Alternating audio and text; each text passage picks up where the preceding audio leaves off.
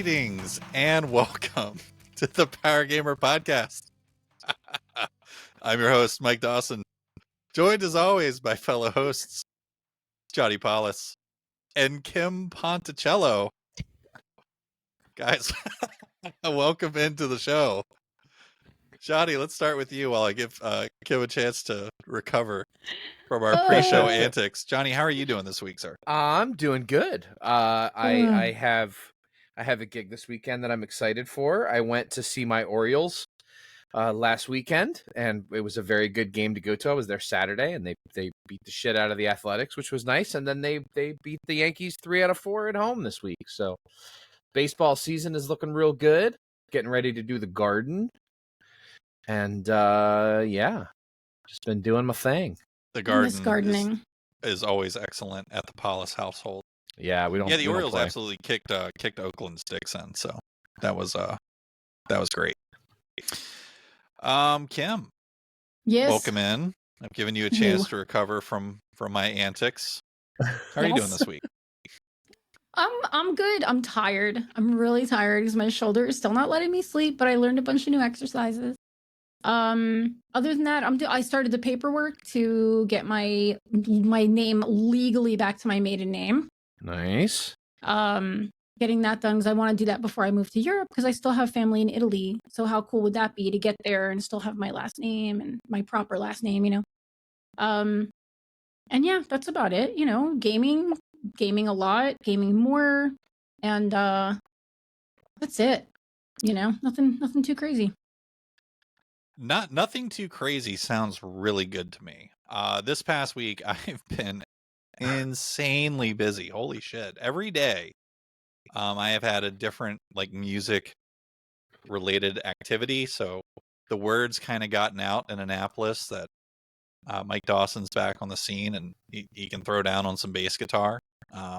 So and this is how it always goes. Like it went this way when I started playing solo acoustic stuff. Now it's going this way again, now that I'm just coming out with just my bass.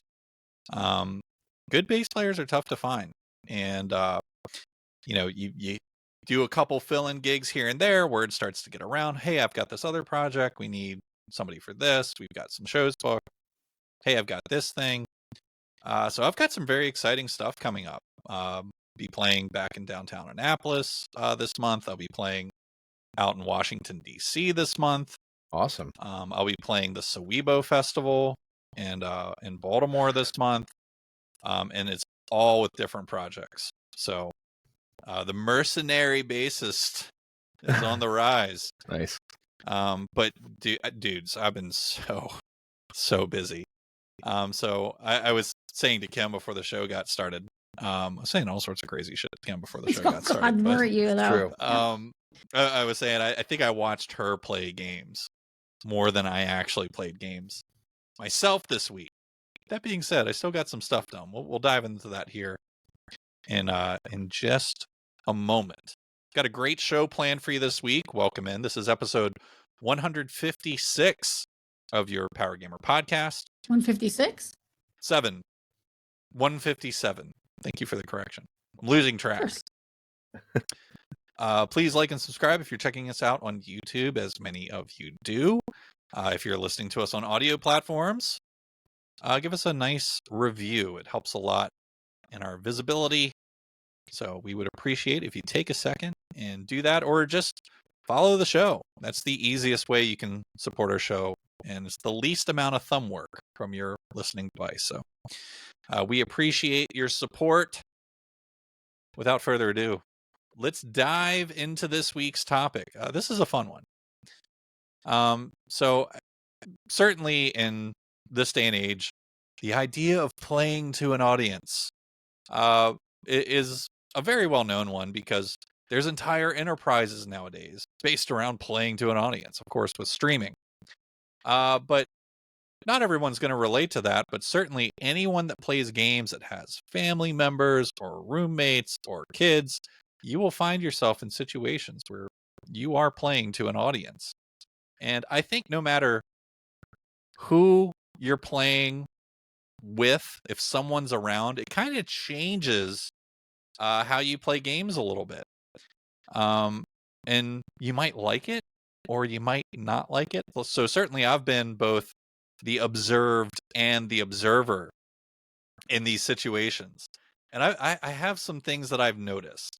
There's like different kinds of behaviors that happen when you're watching someone. So say I'm sitting on a couch watching someone else playing a game. Have you ever run into people where if you're just like in the room, it's like something turns on. You might not have even acknowledged the fact that this person you're in the room with is playing a game, but they'll start narrating what's going on. Just without you asking, they just start going, "Oh man, yeah, this is really cool. Check this out," or can't believe I survived XYZ. And they just start narrating. I almost feel like that's like someone you need to tap on the shoulder and say, you should think about streaming, because you're just talking to no one. I don't give a fuck what you're playing right now. What is this? Another kind of person I found when I'm sitting playing a game is people who are like super into what you're doing and they start asking you a million questions about what you're playing. Oh, what's the story up to this point? You're like fucking 40 hours in. It's like, right. Hit pause. Well, do you have a week for me to fucking explain it? Right. So this is Final Fantasy VII Rebirth. How long do you got? Let me tell you all about it. I'll get you brought up to speed.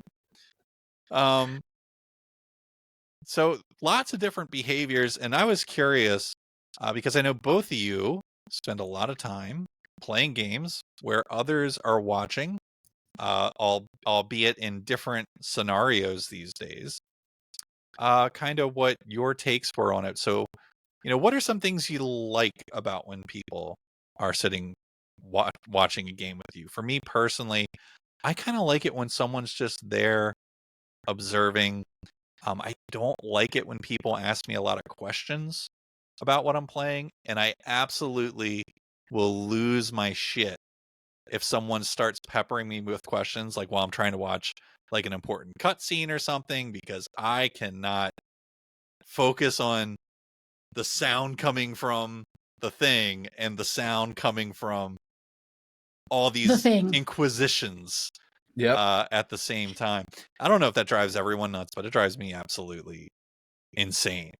But then, there's things I like too. I just like, sharing a space with someone, and it's like, oh, they're watching, they're invested. That's kind of cool. So, Johnny, I'm going to swing over your way here first. Sure.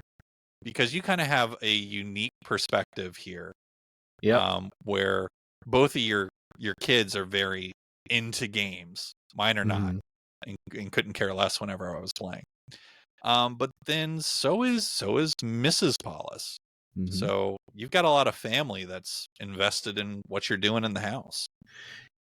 Yeah, so it's almost our nightly routine here in the house where the kids go to bed and I play a game while my wife sits on her phone.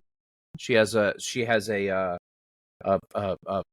paint by colors app that she loves to just unwind, where it's like you zoom out and it's like hundreds of things, and it's just like, all right, let me find all the 70s, and she'll sit and play that while I'm playing whatever on the PlayStation. And like, we've been doing this for years. So I mean, like, you could have an in-depth conversation with her about God of War Ragnarok. She's seen every minute of that game. Like, and the same goes for my 120 plus hours in Final Fantasy VII Rebirth. She's right there with me. And I love gaming when she's around because she doesn't get in the way. She pays attention. She knows what's happening, but she also will help. She'll point things out. Like if I'm like exploring, she's like, "Oh, you missed a chest."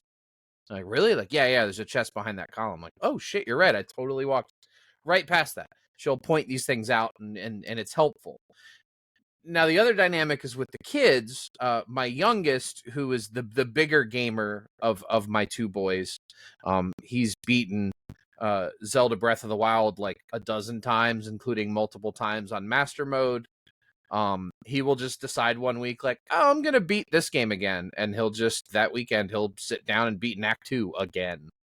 But Knack 2 was so good. He fucking loves Knack 2. It's such a good game. Knack was the first game he got like legit hooked on. I'm talking like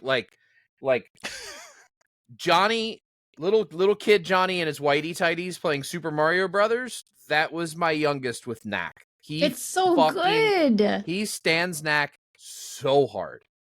But anyway, the thing that drives me nuts about Damon is that if I am playing a game and he is past me in that game, there is almost a guarantee that he's either A, going to piss me off by spoiling something, or B, piss me off by telling me how to play.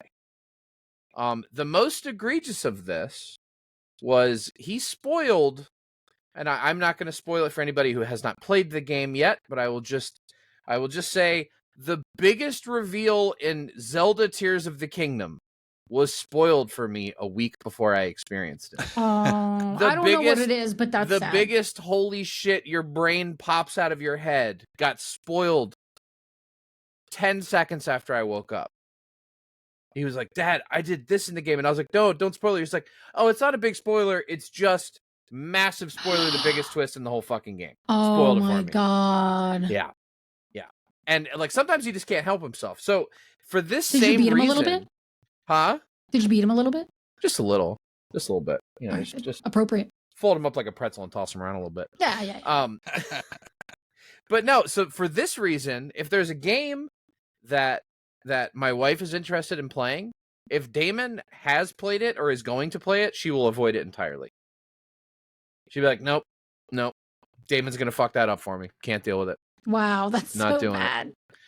Because he can't help himself. He'll just walk into the room and be like, oh, that's like the whatever. And you're like, dude, he just can't help himself. He can't fucking help himself. So like him watching me play games can be really annoying sometimes, but my wife watching me play games is great. She's like my partner in crime. We've beaten so many games where she's sitting there helping me out, paying attention, being emotionally invested, reacting to the big reveals, all that shit. It's awesome.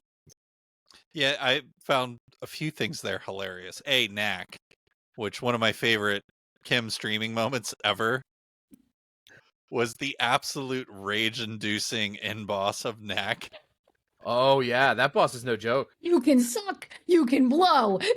I was so frustrated, She was in like man. full Italian mode with this thing. I was so mad. I went full Jersey Italian. I literally did. And like, it's so bad because I get so many comments still to this day on that short with people going, this was easy. Like literally that's the clip where this kid Aiden was like, this was easy. And I was like, your mom is easy, Aiden. Like, I'm so sick of these fucking, I said that because like, fuck you, Aiden. Go fuck off. This was easy. Yeah, that fight is a bitch. Oh my God. I was full blown. Like, I don't often rage on games. I mean, I was like, well, here, what the fuck? Let me make you feel better. My youngest, who has beaten the game, I'm going to say probably over a dozen times, still struggles with that fight. That is still the part. If he's playing that, he's like, he could practically play most of the game blindfolded, but that last boss, he's going to be screaming and yelling. Well, Aiden would have a problem with that, so. Well, Aiden can suck me. So. Aiden can go suck. Aiden can go consume a gigantic sack of Richards. There you go. I found that funny. I also found the coloring app you were talking about. I swear to Christ, man, it's almost like we married like some clone of each person, because Amy does all the exact same things. Like it's so funny, like down to that app. Yeah. Like every time I go into a room and she's on her phone, that is exactly what the fuck she's up to. And I mean, that's been true. That's hysterical. For years. Mm-hmm. Yep. She loves those things. There was a time it was like the actual diamond paintings, but then she's like, it's just so much mess, and this is just as good. It scratches the same itch or whatever. Mm-hmm. And we don't have this drawer full of these completed random ass low res pictures from Amazon, so I'm for it. Very well. Now, Kim, you're gonna have a completely different bag to pull from, because you have thousands of different people that stop in and watch what you do. Sometimes 9,000. Oh my God. I Over don't even want to talk 9,000. about it. Sometimes It's over 9,000. Yeah. I'm gonna say the thing I love about it is I just love sharing. I love sharing my gaming experience so much that I will literally not play a game until I'm able to stream it. Like, I'm dying to play Red Dead Redemption 2, which, you want to talk about spoilers? Somebody gave me a big spoiler for that game. One of my viewers. I was very upset. Bad. Yes. I'm still gonna play it, but and so I love like sharing my gaming experience. One of the biggest things I don't like, and this is all on me. I'm just gonna throw this out there. I am very, very smart. Okay, I'm not a dum-dum. I graduated university recently on the president's list. Right, I had a 3.98 GPA. Right, I'm very smart. And I'm very good at puzzles because that's how my brain is really good at pattern recognition and puzzles and like, like I can look at things and like figure things out when I'm focused.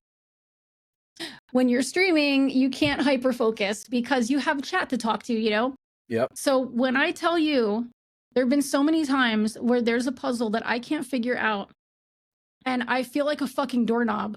Like, I feel like the biggest fucking dum-dum.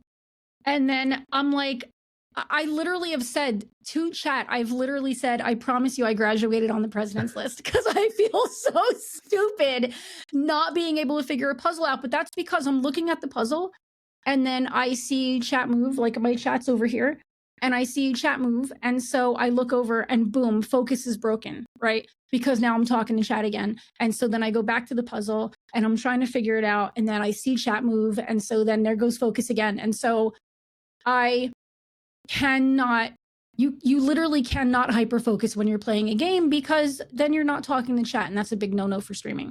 So that's probably the thing that annoys me the most, but that's on me. Like, that's my issue because I don't allow myself to focus for, whatever, even in like 3 minutes to figure something out because I'm too busy looking at chat.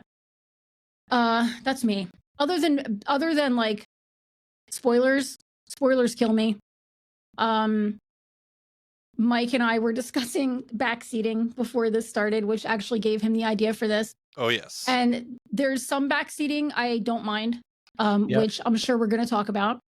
The backseating I don't like is like the spoilery type of backseating.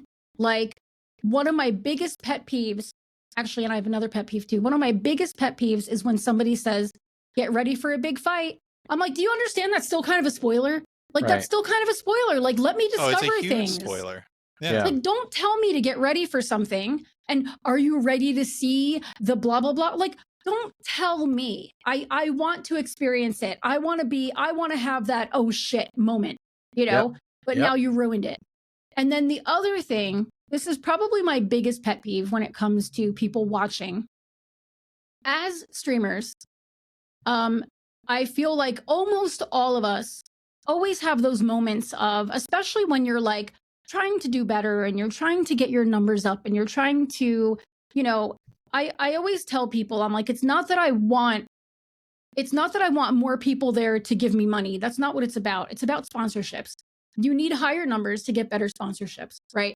And so like that's the goal, is to like work up your stream and get better numbers and get sponsorships and make contacts and stuff like that. And so we always have these moments of like, am I doing the right thing? Am I entertaining? Do people want to see this, right? You have all these like doubts in your head. And one of my biggest pet peeves, and I will flat out say to somebody, do not tell a streamer this ever again, right? Is when somebody says, this game is boring, I'm gonna go leave. Or just leave. Or just go. This game really isn't for me, I'm gonna head out.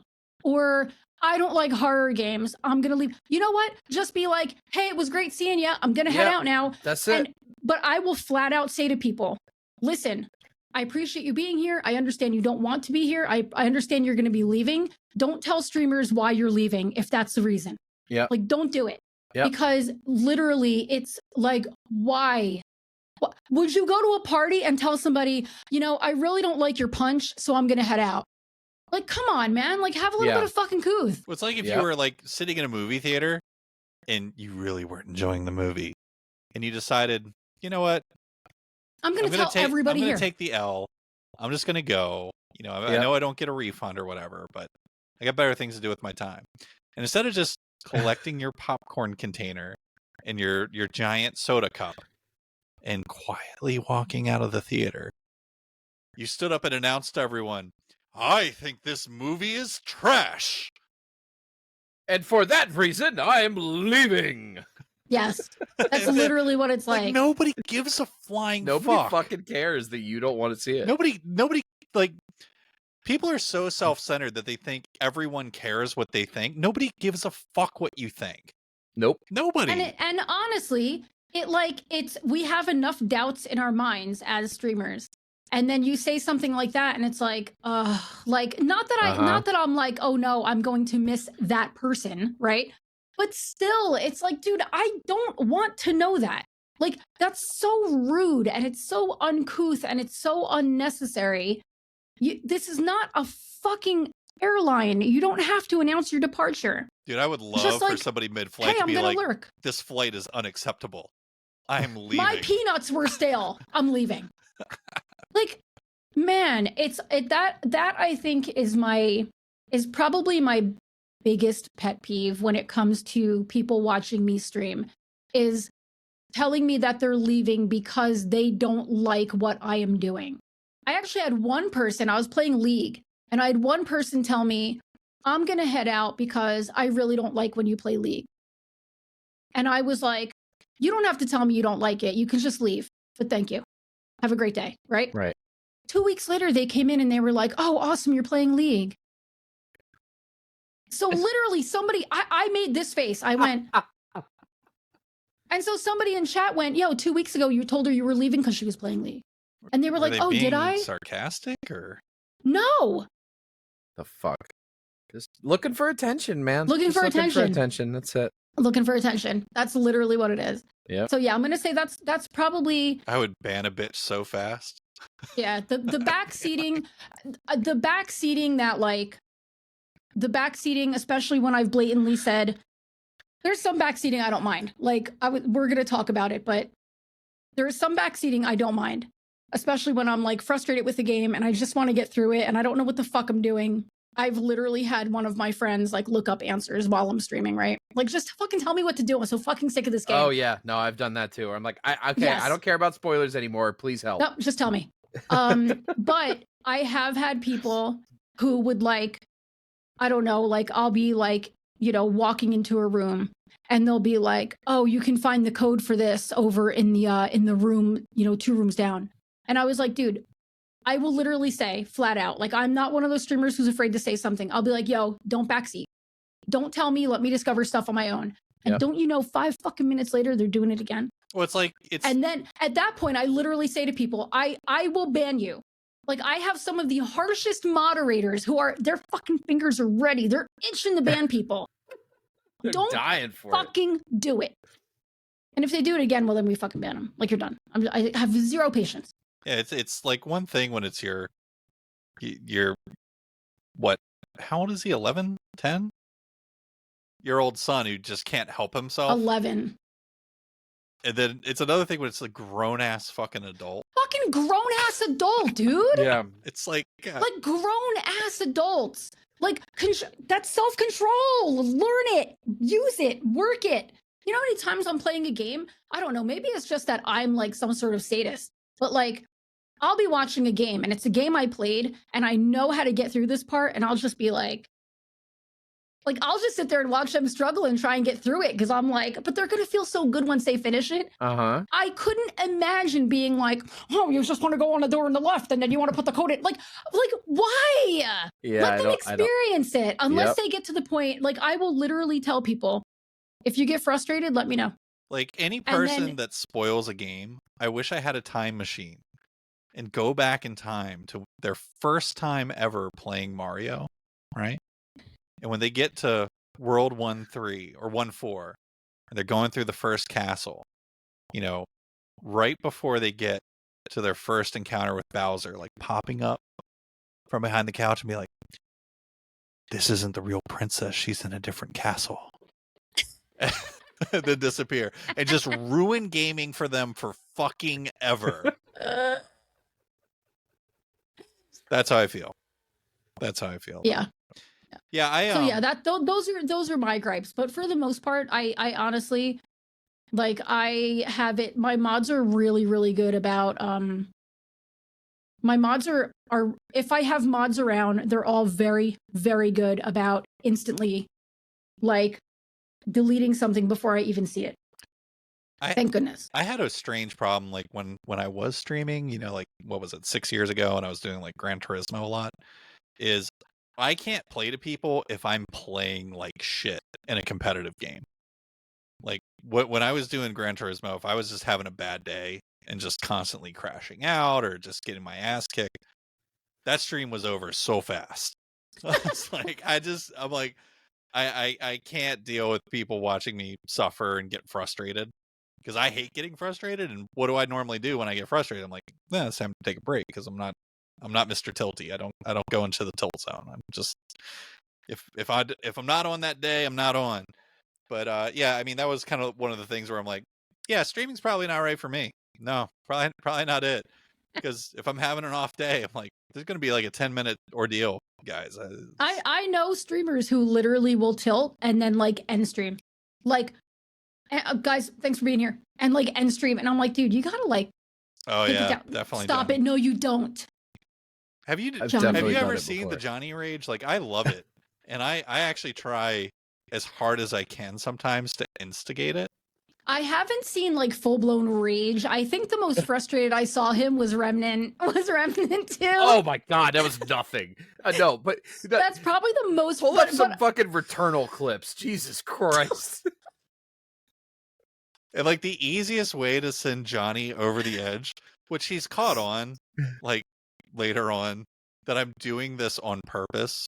But is just all caps him. Just all caps him with anything. You could all caps him like the recipe to a chicken cordon bleu. No. And he'll flip the fuck out if you catch him at the right time.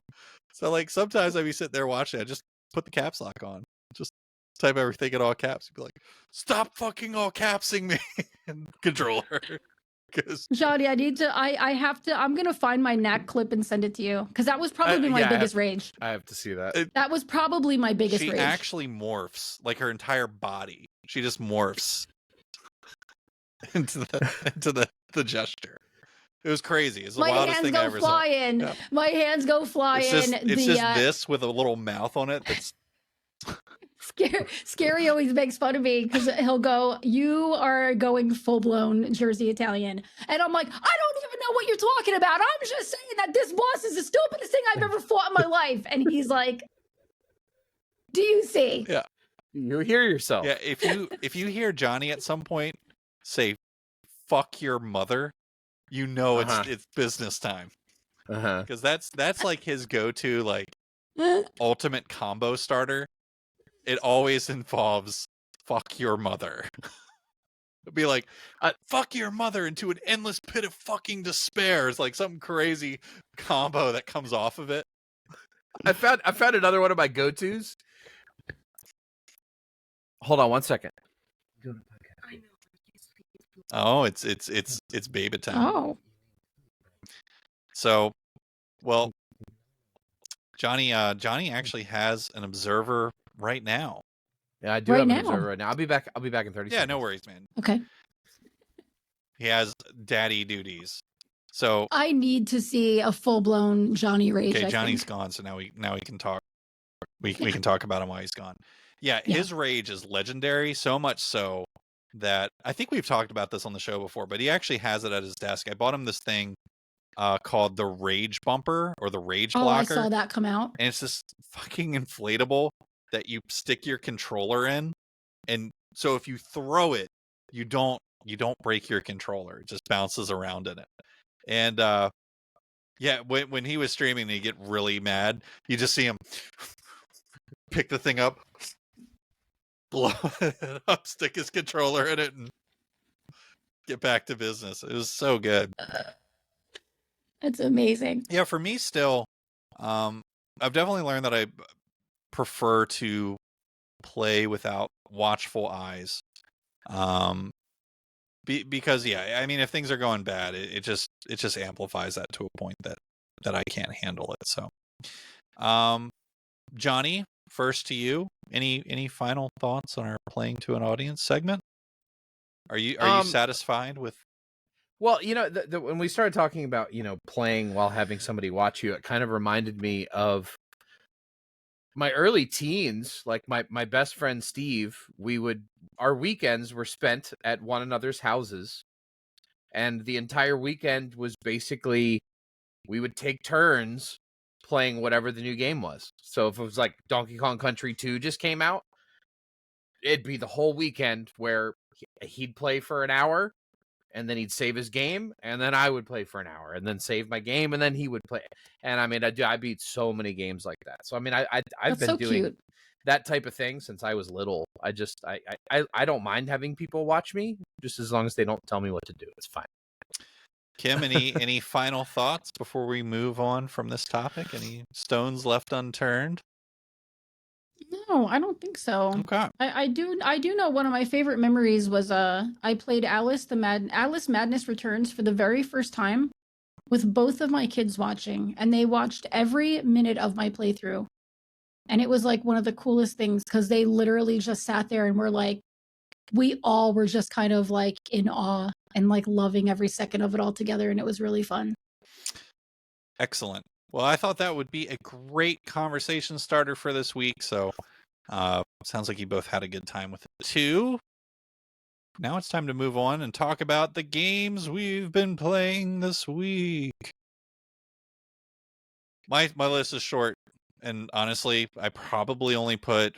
I know to some people this still sounds like an insane amount of time. Like 6 hours probably into playing games. Wow, that's not much at all, though. Honestly, yeah, no, for me, very light. But as I'm learning for like working adults with all sorts of stuff going on, that would maybe be a lot. So, pretty deep into Final Fantasy VII Remake at this point. I think I'm in chapter 14, so kind of down that home stretch there with that. I just need a day. Give me a day. Give me a day where I could just play games, and I'll be done with that. A little bit of progress in Dave the Diver. That's been the bedtime backbone game. But the one I want to talk about is I made time to play through the Stellar Blade demo because I'm looking at this, and of course the compounded problem of there's so many fucking games, and like trying to pick with my time and how constrained it's been lately, what I want to invest in. So it's like, let me check this out before I pull the trigger on it, because I still have a huge back catalog that I need to work through. Death Stranding, I'm looking at you. I need to do it. The Messenger. Yeah, Messenger's fine.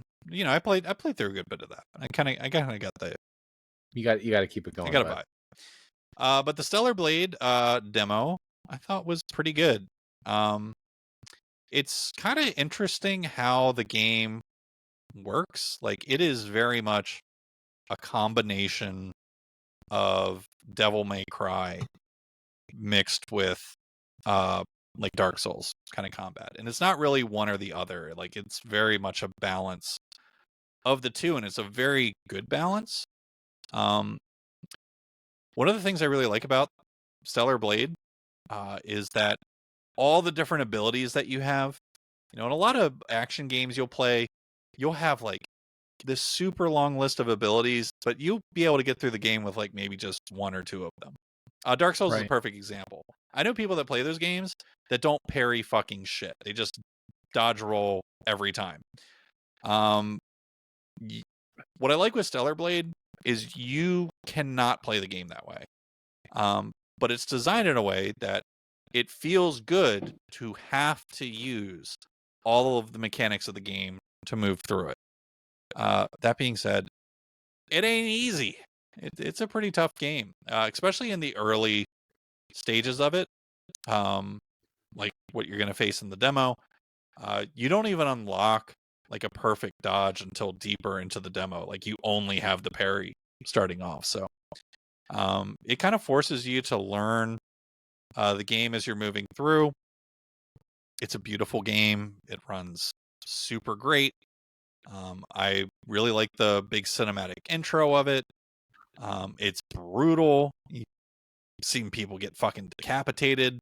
That I'm just like, I don't get it. It's just Korea has been on it with games lately, and this is probably the most Korean feeling game I've ever encountered, and I'm all about it. It's very. I think it's actually a really good representation of Korean culture, like mixed with video game. So I think it's definitely something that I want to pick up and play through the full version of. I really like Eve. I really like the brutality of the game. I really like the combat in this. It feels so good. And I like that it's not a Dark Souls game. That was kind of my worry, was this is going to be another Souls-like kind of thing. And it's totally not. Like, it has some of those mechanics in it. It's got the campfires that, respawn enemies and everything. But it plays like a frenetic action game at times, but the combat's also slow and heavy. So, like, it's got this really great balance that I honestly can't point to anything else and say, oh, this game's like that. It's new and it's interesting. I've heard some of the bad feedback about it from some of the other shows I listen to. And I understand them. Like, there's some platforming that comes in the game. It's really not built for that, but it doesn't stick around too long. So I'm curious to give this game a fair shake and actually play through it. I just need to find the time to do it. So, but that's it. I mean, really, that's all I played this week. I'm going to knock out Final Fantasy VII Remake so I can move on from Final Fantasy stuff. I'm going to finish Dave the Diver and then see what lures me in next. It might be Death Stranding, or I might just tackle a bunch of short games. That actually sounds kind of good to me right now. Like, just that feels really good. Line up the 8 to 12 hour games and just hammer out a whole bunch of them. So we shall see. Kim, I'm going to come to you next. You've had quite a bit going on this week. Yes. As I have both observed and can see here in the show notes. So let's talk about the games that you've been playing. First of all, I'm very excited to say I got back to Flipwitch. Like, literally right before the podcast, I was like, I did a little bit of research because I felt kind of stuck and I figured something out. And so I got a quest done, and the reward for the quest, let's just say there were royal goblin boobies involved and a big blue penis. Fantastic. And it was glorious. So new coffee episode then. Yes, that's going up probably on Sunday. Yeah. It's the best goddamn deal on the internet, people. Actually, maybe tomorrow. I'll put it up tomorrow, maybe. $5. Yeah, so new Ko-fi episode. I mean, not even. You could even subscribe for $2 and get it. That's ridiculous. Yeah, that's my lowest. Yeah. Yep. I throw my wallet at my screen, but I might fuck up the podcast. I'm not going to do that. I played more Outlast Trials, of course, because that game is absolutely completely unhinged and super fun to play with people. I got a game called Whisker Waters, which was absolutely adorable. Amazing art. Concept is really cool. You are a cat who wants to join the fishing rangers. And so you're learning how to fish. And it was a really cool concept and beautiful little game. However, the camera angles, every time you move, so if you move, like if you use A or D to move, the camera moves with you, right? The camera is constantly moving. You go over a bump and the camera bumps with you. Yeah, you told us about that last week. It's like a PS2 game. Yeah. Yeah. And so I played more of it to see, like, maybe it's me, maybe I played it for like a good hour, and it was definitely, that was my feedback in the video. Like, you have to, whenever you cover a game for a publisher, you have to like send it in. And so I sent it in with those comments, basically like, I feel like the camera needs to change and blah, blah, blah. But concept wise, fucking adorable. Like, yeah, the super game looks cute. cute. Like, I would definitely play more of it for sure. I played and finished an absolutely amazing game called Deliver Us the Moon. I bought that. That's on my short list of, I'm going to play this. And then I haven't played it for like 4 months. What a game. What a game. Story was fantastic. The puzzles were awesome.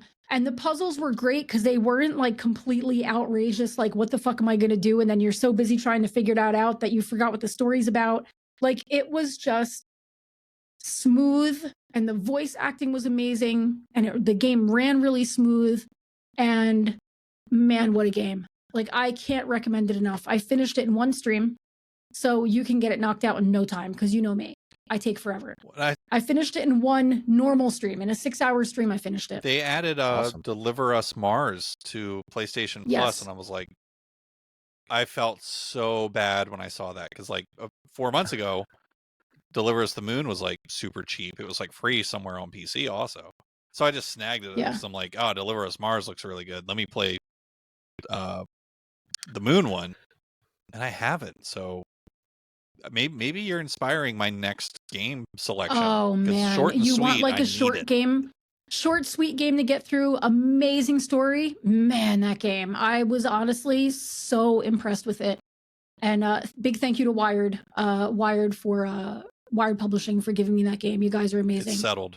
And the devs are fantastic. They did a great job with it. And the next. devs also did Deliver Us Mars. So I will play this game next. Awesome. Yeah, I can't wait to hear what you think. It's a good one. I then played a game, the game that inspired today's topic. I played Ad Infinitum. I finished it in one stream. And by one stream, I mean that I streamed for almost 9.5 hours because I'm a lunatic.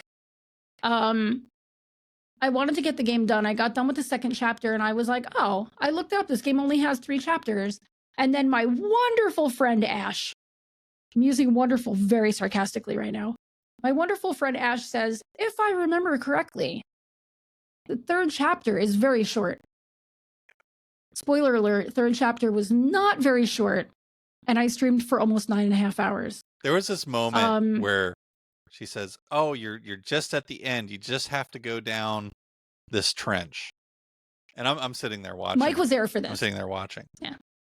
And the SpongeBob meme of 2 hours later, just totally appropriate. Just no joke. It's like this game's almost over. So you wouldn't want somebody to tell you that in the first place, but then B, it was like 2 more hours. And so finally I just said to her, I'm like, you've got to be trolling. You've got to be trolling. She genuinely thought the game was going to end way faster than it did, right? So, and like, I didn't mind her saying it's almost over because at that point I was like, how much longer do I have? Like, should I end stream? Should I do this tomorrow? Like, what should I do? And she was like, no, if I remember correctly, you're almost done. And it was another fucking hour. By the time I was done, I was like, thank God I'm taking off tomorrow because I was taking off because I was supposed to go get my name changed, but I turned out not to have to write paperwork. And wow, like, oh my God. And then to top it off, like the like what you had to do, there shouldn't have been combat in the game, in my opinion. The game should have had no combat. It should have been all like puzzles and atmosphere. Because atmosphere wise, it was really cool. The fights were so dumb because it was like, what am I doing? Like, it was one of those moments. It was one of these moments. Like, what am I even doing? What am I even, this guy's trudging at me, right? He trudges at me and one hit and I'm dead, right? But like, I don't even know what to do. Like, what am I supposed to be? And that was that was all the fights, right? Now the first one wasn't too bad. Other than that, it was a pretty cool game. Very confusing. Little bit, like I kind of had it figured out, but I was like, nah, that can't be it. You know what this game reminded me of? What? It reminded me in a lot of ways, minus the combat thing, which I totally agree with you on. It really reminded me of Martha is Dead in some ways. Yeah, I could understand that. Kinda, Martha is Dead was spectacular. I did like Martha is Dead, but Martha is Dead was also a janky hot mess at times. Yes. And so it kind of had that energy to it. I thought Martha's Dead story was more interesting and easier to follow. God, it was such a good story. So I would say strong recommend Martha is Dead if you want a janky horror game to play. And another game published by Wired. Same people. Or different. Yeah, they also, but the same people who published Deliver Us the Moon also publish Martha's Dead. Look at them go. Yeah, I mean, that game was cool. But Ad Infinitum reminded me of that a little bit. Interesting. It was definitely weird, not for everybody. I was hoping for more scary too, and it wasn't really scary. Like, it was more atmospheric. The atmosphere was nice. Sounds were great. But yeah, it was, and the voice acting was very good too. I dipped my toes back into Fallout 76. Played with Revealing Too Much. He and I did a co-stream, and we started our characters, and I perhaps made one of the ugliest characters you'd ever see in a game. I had these really skinny little ugly pigtails, and I made my chin really, really long, and my eyebrows are like the Russian girl from Dodgeball. And I made my hair like, I think it's like a blue-green or something like that, and like, I'm really fucking hideous. And I was really proud of myself, and I was like, I can't wait till you see me. And RTM is like the nicest guy in the world, right? And he's like, I can't wait to see you either. Like, he was really excited. And then he saw me and he was like, oh. Meanwhile, we were all cracking up. Like, my entire chat was going absolutely berserk because they were like, oh my God, this is the ugliest human being I've ever seen in my life. So she's interesting looking. I gotta get like a good picture. Made a straight up Dark Souls character. She's pretty hideous. Yeah, she's pretty hideous. Now, two games I played this week that I am unbelievably impressed with. One of which I bought. First of all, today. First of all, I got early access to the Rogue Prince of Persia. Oh, so jealous. It comes out on the 14th. And when I tell you, this game is astounding. I am not kidding you. It's a roguelite game. In the beginning, it feels more like a roguelike until you get to a certain point. Like, we were literally trying to figure out, I was like, guys, I think this might be a roguelike unless a mechanic comes in that we haven't found yet. Sure enough, mechanic came in and I'm like, okay, it's a roguelite. Okay, fine. I would have played it anyway. Beautiful. The movements are so clean. Wow. I am like, the colors are beautiful and the soundtrack gave me goosebumps. I am so excited for people to play this game.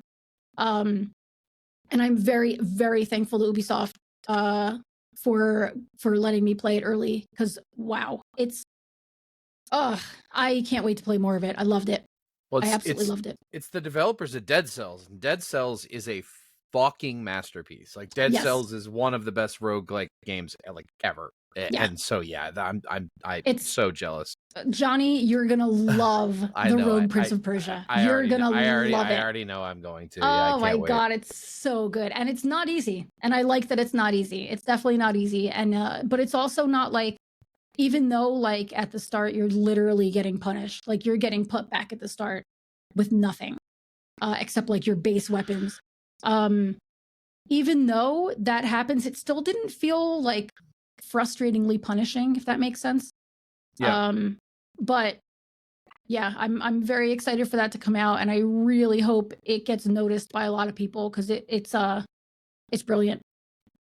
My final game is so fucking weird. This is one of my most anticipated games of this year. I've already bought it. I know nothing about it going in, and I can't wait. So let me tell you. Can't wait. I saw this game quite a while back when it got announced, and I was like, that game looks like right up my alley. It's really weird. The game is called Indika. And I was watching it, and then one of the sites I use put it up as, hey, would you like to request a key? And I was like, I'm not going to get a key for this, but I'm going to request it anyway. I fucking request any game I want. I request it, and if I don't get it, whatever. No harm, no foul. I'm not going to let it hurt my ego, right? And then I got the email 2 days ago. You've been approved, but I couldn't play it. I couldn't stream it until today. Man, let me tell you, first of all, massive thanks to terminals.io and 11-Bit Studio for this fucking game. Like, who developed it? I can't remember. I looked it up. I can pull it for you. Man. I can pull it for you. Okay. Let me tell you, this game is one of the most bizarre games. I don't want to spoil anything. But if you watch trailers for it, you will see that you're playing this beautifully crafted game. The graphics are mind-blowing, right? The graphics are absolutely mind-blowing. And the voice acting is phenomenal.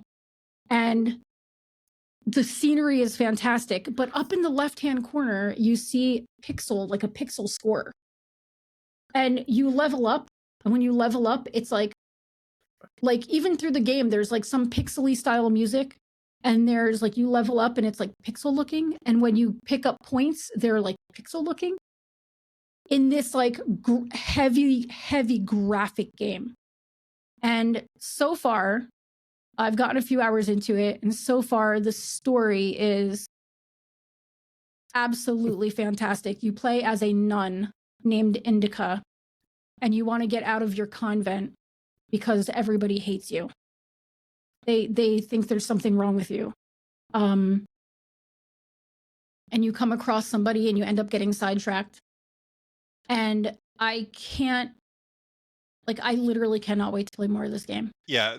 It looks amazing. I'm not sure if you were part of a show when this show when it was announced, but like we talked about it pretty heavy when the reveal came out for it. When I'm like, this is totally like me and Kim both share this obsession for narrative story games. Yes. Where I mean that's straight up one of my favorite genres of games on the planet. I love what the world refers to as walking simulators.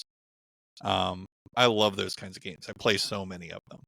And this one it looks so next level. Like for those kind of games. I will tell you this. Odd Meter. I thought it was going to be Odd Meter. Yes, I thought it was going to be more. I definitely thought it was going to be a lot more walking simulator. It's very puzzle heavy. And they do not hold your hand. Perfect. Like but when I tell you, like, but it's also not frustrating. I think it's because of the scenery and the music and just the ambiance. Like you can't get frustrated because it's more of like, I need to figure out how to continue. Like I need to figure out how to get past this. And then you figure it out and you're like, aha. And it feels so good to figure out what you have to do next. So it's by far, I'm going to say it does have a little bit of performance issue. Every once in a while when you're loading into, like when you get to a new area, you'll get some stutters. Like I have a 4070 and a Ryzen 5 5600X. And I definitely get a couple stutters. But other than that, the game's been running at 144. But I did have to lower it a little bit and I have it on full screen. But I am getting 144. That's great. But it is an absolutely astounding game. And I'm literally like, I have to wait until Sunday to play this game again. Like, I don't want to. I want to keep playing it. It's just so fucking good. I can't express it. And it's one of those games that I'm like, please don't let this go under the radar. What time are you streaming I want on Sunday? everybody to know this. 11 a.m. Mountain. So I have until 11 a.m. Mountain to beat it. Got it. Yes. Okay, because I was so. It's not a very long game, I've heard. I've been so busy at work. I didn't even have a chance to like flip up a computer screen and like ghost watch because I would have had to turn it off. I cannot watch somebody else play this game. Yeah, if I don't play it early, then it's going to be later in the afternoon because I might be doing like multiplayer on Sunday morning. Challenge accepted. But I am playing it at some point on Sunday, and I'll be there. Oh fuck! I need everybody to play this fucking game. I do. I took screenshots today that were just. Oh my god! Yeah. I'm in love. This one's totally in our bag for sure. Yeah. Yep. Mr. Paulus, I know that you are playing one of the longest video games of all fucking time. How are you holding up, buddy? I'm doing good. I mean, I spent like 2 whole days this week on Final Fantasy VII Rebirth, going back to the old zones and finishing all the things on the map. So I've got like 3 zones completely wrapped up. And so what got me on this journey is I've had this materia that I got early in the game called enemy skill materia. And it says something about learning enemy abilities while it's equipped. And I'm like, that's fucking awesome. Let me put it on. I've had this thing on the whole goddamn game, and I've never gotten another ability on it. So I finally Googled it and figured out, like, oh, it's the combat simulator. You have to unlock these biological intel missions. And the only way you get those is by finishing all the points in one zone. Now you have the new bio intel. So I was like, oh shit, well, I got to do that. So I went and I did all the zones, and then I went and I did the combat simulator. I now have these new spells, and one of them for I have it on cloud. It's called Plasma Discharge. And at the end of every combo, Cloud fucking explodes in a ball of lightning. So it's just like, wah, wah, wah, boom, wah, wah, wah, wah, wah, boom. It's fucking awesome. It feels broken. It's really, really strong. So, but I did 2 nights of like just literally going backtracking and just like getting shit off the map and getting all that done. And now that that's done, I'm back on the story beat. I just did the whole planetarium, Cosmo Canyon thing. And we're now moving on to the next part. I think I'm pretty damn close. I know I said that last week, but I think I might beat it this week. We'll see. But no, I broke 120 fucking hours on this game. I'm still playing it, and I'm Does anybody want to take bets over next week whether he's going to say, I think I'm close to the end? It's probably not. I am not going to touch this game for years. I don't have time. I don't have time for something like this. Not right now. But no, I am really enjoying it. But the game I want to talk about, which is one Mike recommended last week, holy shit, dude. Dave the Diver, bro. Dave the Diver is fucking outstanding. I absolutely love this game. I can not get enough of it. I will say, for anybody that is wired, if their brain is wired the way mine is, I need to pull you aside and have a conversation with you real quick, okay? Even though somebody comes up and says, hey, I need you to go do this thing, okay? And you've already got 2 other things that you need to do, you don't have to do them all in one dive. You don't have to do them that day. The first day I had with this game, I ended up frustrating myself because of that. It was like, okay, I gotta kill this shark, and I gotta find this thing, and I need to get 10 of these things. And I would inevitably run out of air after I'd done 2.5 of those things and get pissed off. And then finally I was like, wait a minute. Is there any punishment if I don't do the one thing? And there's not. There is no pressure whatsoever. There are occasionally quests where it's like, hey, in 3 days, have this thing. Okay, you can, amongst the 6 dives you're going to do, you can get that one thing done. But it's totally okay to have a backlog of side quests, and then just as you get to it, go, oh, right, I got to do the thing. But, dude, Dave the Diver, for anybody that just go watch the trailer. And if you're like, okay, I got to play this game, then you're in, because it has a little bit of everything. It has this sort of running your own restaurant thing. And then now I have a fish farm that I'm leveling up and making more room for the fish farm. And I'm, as I'm diving, I'm getting more eggs and getting more fish. And then now I'm to the point where every time I check in at the fish farm, if it's not a 3-star fish, if it's just a 2-star fish, it goes straight to the kitchen or straight to sell. So I'm just trying to collect as many 3 stars as I can, so that I'm now breeding only 3 stars, which is going to get me more meat and more stuff for the restaurant. And then there's also this mechanic with the restaurant portion of it where you can enhance the flavor of any dish. So it's okay, you're making whatever fish, let's say just say tuna. There's this tuna dish. Do you want to enhance the flavor of the dish? And it's going to cost you 3 pieces of tuna to enhance the flavor. You're like, yeah, let's do that. Okay, if you want to enhance it again, it's 6.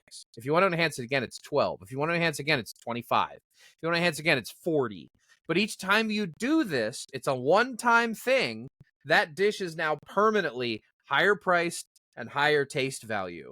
So essentially, every fish that you can possibly catch can be totally worthwhile. And I'll have dives where I'm just going to go down with my net. I now have the large net, and I'll catch as many fucking small fish as I can, like to where I cannot carry anymore. I just like go up to a group of the little guys and boom, there's 9 or 10 of them. But then the next time I'm like, all right, I'm going shark hunting this run. I can't stop with this game. I could play this game till the I fucking can't end wait of to time. play it. I It's can't wait so to knew play this it. game was going to be dangerous for you, Johnny. I think I said that when I recommended it to you. I'm 20 hours in, bro. I'm what's in. hilarious is I could give a rat's ass about the fish farm, about any of that, about enhancing the flavors. Like I'll do it because I just have stuff laying around, but like I don't actively go, oh, I want my shark dish to be more delicious. I'm just the only thing that has me engaged is the story. I love the story, bro. so I'm probably so much further in the game because I was like, probably, I'm not enhancing shit. I don't care about this fish farm. Johnny's playing it the way I will. Absolutely. So then here's the other thing though, Kim. Then it'll tell you ahead of time. It'll go, hey, we're having a shark party in 3 days. And so it means that all these people that are like, there's just a shark theme that night. So you got to stack up on some fucking shark because you got a whole bunch of customers coming in 3 days. So I will do 3 straight fucking days of doing nothing but just collecting as many sharks as I can and then going back to the sushi place, enhance the flavor. Mike, I've made $12,000 in one night at the restaurant. I can't wait to play this. Because I've really just enhanced the flavor on all the shit, and it's party night, and I'm like, I got fucking max thing, and I got 80 pieces of shark for this one. I got 60 pieces of shark for that. Dude, I can't with this game. But that's what's funny is, yes, I'm invested in the story, but my ADD brain, I go down in the water, and I'm like, all right, I need 2 more snails. I need 3 more yellow tangs. I need to get... Like, I literally have, like, a list of, like, the 10 fucking things that I need to do in the water. Do you write while it I'm down? down there. No, I don't write it down. It's just... I'd have to write it down. Yeah, no, your I'd have mind to write is it going down. to get so blown when you start focusing more on the story and that progression. You're going to lose your shit. I think this might end up being one of your favorite games. Just listening to you so far, because there's so much more than just the awesome systems that you're describing. I mean, they're really good. You can live in this game for perpetually forever if you wanted to. Yeah. I mean, yeah, no, this could totally be another Stardew where you just keep going and going and going. But no, I mean, I think I'm decently far in the story. We can talk about it more offline. Shit going down. You can let me know where you're at. I don't want to spoil nothing, but yeah, no, I fucking love this game, and it's a strong recommend. And I honestly think that if it wasn't released the same year that Sea of Stars was, I think it easily would have won Indie Game of the Year at the Video Game Awards. It's that good, but it's just Sea of Stars is like a timeless classic fucking masterpiece. Dave the Diver is pretty goddamn On that close. comparison, I will say that Dave the Diver does a lot more that's original. I don't disagree. And Sea of Stars is just a very nice hat tip to other things. So I don't know. I think it all depends on the person playing, because I think a lot of people would enjoy Dave the Diver. A lot more people will enjoy that game than would enjoy a game like Sea of Stars. So, Now, Kim, you got to play this game. It's awesome. Yeah, I do need to. I know. When you have 40 hours to sink into a 10-hour game, go for it. Yeah. Go for it. You definitely have to be of that mind of, I want to live in this world for a while. Well, very good. That wraps up the games we've been playing this week.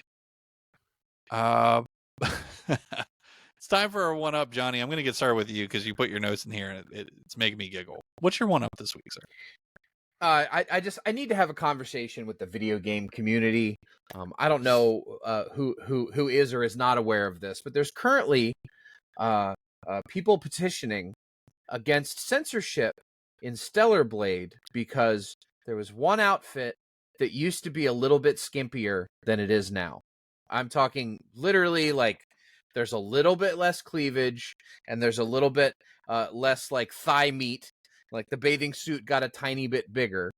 And there are people in the gaming community that are losing their shit over, and I'm going to paraphrase one of my favorite streamers, Hasanabi, who said, people are mad about marginally less pixel titties, and it's fucking ridiculous. It's not censorship, they just changed the outfit. But there are literally people on Twitter fucking melting down, demanding answers from the developer. They're mad at Sony. Like, bro, there are so many slutty outfits in this game. They altered one tiny one with tiny... It's still a super slutty outfit. There's still tons of titty and ass in this game. And that's what you're mad about? I just don't...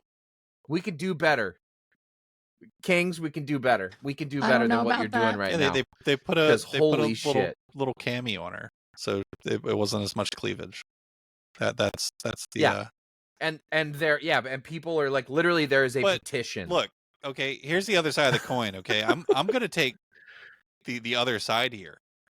Why fucking bother doing that? Why? What was the point? You know, that is annoying. It's like, so if you buy the game, right, and you just play the unpatched version, that's what it is. So why did they actively go in and patch this one outfit? Whereas, like you said, there's a lot of stuff that has more going on. So what was... Yeah, agreed. Do we know which outfit it is? Yeah, it's just like the black bathing suit. They're just like, she had a deeper cut in the cleavage. It looks like she maybe put like a lace bra underneath or something. And it's still a skimpy bathing suit. It's just, they made it a tiny bit less skimpy, and people are mad about it. I'll chuck a picture for you in our... Oh, I found it. it. When you see how minor the change is, you're going to be like, what the... Well, really? Like, why did they bother doing it? I mean, I don't know. Why does it matter? It's their fucking video game. It's their game. To be honest, I think it looks just kind of like a stylization issue. Like, it just looks like they did not wanted to stylize it a little bit more. Yeah, but you gotta know your audience, right? I mean, who's the audience for Stellar Blade? Right. I mean, to be honest with you, weebs. To be honest with you, like, and there's another one that changed a little bit too. It's like cybernetic bondage. They take it away from the sexually depraved that need every inch of Eve's boobies that they can get. Yeah, it's so crazy to me. I can't. Very predictable. I just can't. Reaction. I just can't. It's so ridiculous. I'll piggyback off of you because I have my one up is also about Stellar Blade.